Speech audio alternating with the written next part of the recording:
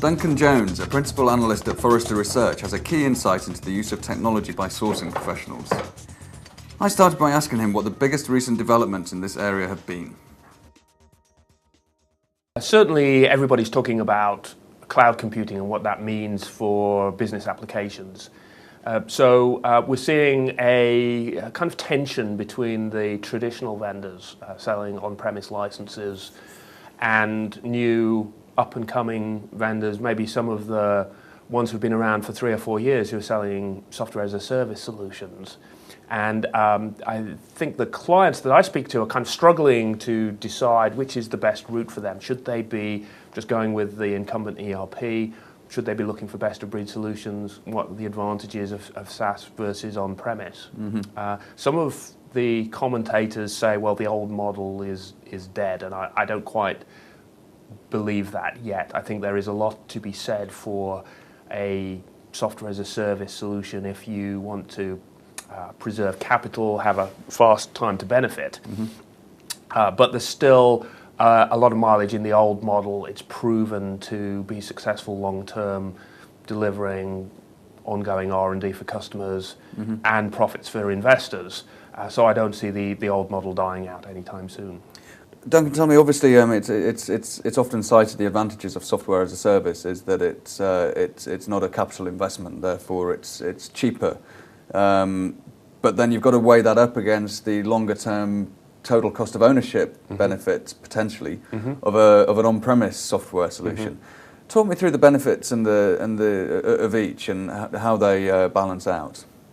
The first thing to say is I don't think companies generally look far enough ahead. They look for maybe 3, 4, 5 years and see software as a service being cheaper in the short term, but you've got to look slightly longer term than that. And the crucial question is, at the end of your 3-year contract, are you going to be locked in to that vendor, or are you going to be free to switch to someone else? Mm-hmm. So there are some categories such as e-sourcing, for example, where we're seeing most of the new deals coming in as software as a service. And there you can see how at the end of 3 years, it wouldn't be trivial, but it would be certainly manageable to switch to another e-sourcing solution. You're training some skilled buyers in a slightly different user interface. That's very much easier than, say, switching an e-procurement product where you're going to have to train thousands of users around the enterprise in a new user interface. You're going to have to build lots of integrations with back-end systems. Mm-hmm. What you find is that the SaaS vendors are either locked in or they're not.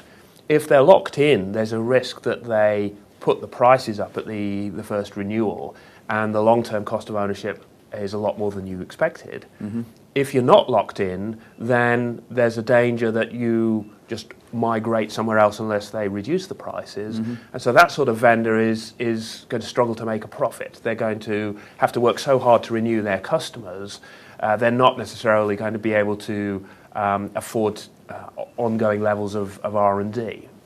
So if you compare the financial results of some of the major SaaS vendors like Salesforce.com, for example, mm-hmm. they're spending 5 or 6 times as much on sales and marketing as they are on R&D because they're having to work so hard just to renew the customer base and expand it, compared with traditional companies of a similar size who are spending roughly the same amount on R&D as they're spending on sales and marketing. Okay. So that's the danger is that you get locked into a vendor that isn't actually taking the product forward fast enough. Okay, thanks. And another concern, I guess, and just to not to dwell on this one though, is probably industry dependent. I mean, if you're in the financial services industry, you're not going to have a very happy CFO, or a CFO is less likely to back a project which will take all this data off-site. I mean, is that a common issue or a common concern? That is a concern that we hear expressed a lot. I'm not sure how valid that is. SaaS vendors are very hot on security. It's core to their business, and a lot of leakages come out of on-premise data centers. So I think that's slightly overstated, the notion of having your data on site. But certainly it will depend on the industry as to how much you value capital versus revenue. You know, some clients would much rather spend capital, others would much rather spend revenue. So that certainly has an impact on which you prefer. Okay. One company, among others, that has pursued the software as a service as a strategy is Ariba. And many people will have heard their recent announcement about the Ariba Commerce Cloud. It's a huge strategy announcement from them. Talk us through that, and what exactly does Ariba mean by the Commerce Cloud? So there's a couple of things to say about that direction. One of the good things about it is they're trying to provide more value-added services to the supplier members of the network.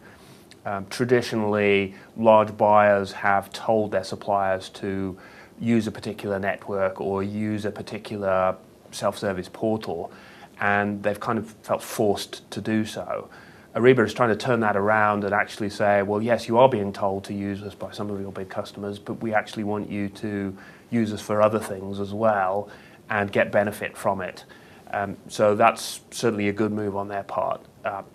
One of the sort of value-added service they're trying to deliver is maybe helping suppliers find other customers with whom to do business, maybe helping them invoice all their customers rather than just the one that's told them to use the Ariba network. Maybe provide sources of supply chain finance by linking up with third-party financial institutions. These are all sorts of things that can bring suppliers who are members of the cloud in and give them value for the money that they're paying. What is kind of unclear at the moment is whether Ariba expects to be the only game in town, sort of pervasive cloud that everybody has to be a member of the community, otherwise they're not going to get business, or whether they are realistic to know that they won't be a monopoly and that they're eventually going to have to interoperate with similar services offered by the other vendors like Hubwoo and Quadrum and IBX and so on. So that we wait to see how that develops. It's still too early really to see exactly how this is going to develop. But in your opinion, where on the curve are we in terms of the maturity of this type of application, this cloud-based infrastructure where everybody's connected and it's all paperless and everything is wonderful? We're very early days, I would say. It's not clear how the models that work in the social world translate to the business world. In the social world, we're very much more comfortable to be dealing with monopolies. People aren't worried that there's only one Facebook, there's only one Google, and so on. In business world, I don't think that applies. And really the value proposition for things like the Commerce Cloud depends on everybody being a member, and we're a long way short of that at the moment. Okay, and just finally, some things that I keep hearing cropping up is how, you just alluded to it there, the consumer world is used to the Google way of doing things. You've got a search bar which is very simple and you delivered results within seconds. The business world isn't used to that. It's still complicated, it's still quite hard work to use many of these systems. Is that something that you would agree with, and do you think vendors are doing enough to really work on that and to simplify the whole process? So when I look at the various tools in the market, I'm studying what I consider usability and giving that a lot of weight in my evaluation. And easy to use doesn't necessarily mean simple. If you just have a search field and an unintelligent search of the catalog, that might be very simple and Google-like, but it's not really useful. So in e-procurement tools, the sort of intelligent search where you can search by different parameters, where the system guesses what you want to find and helps you find that.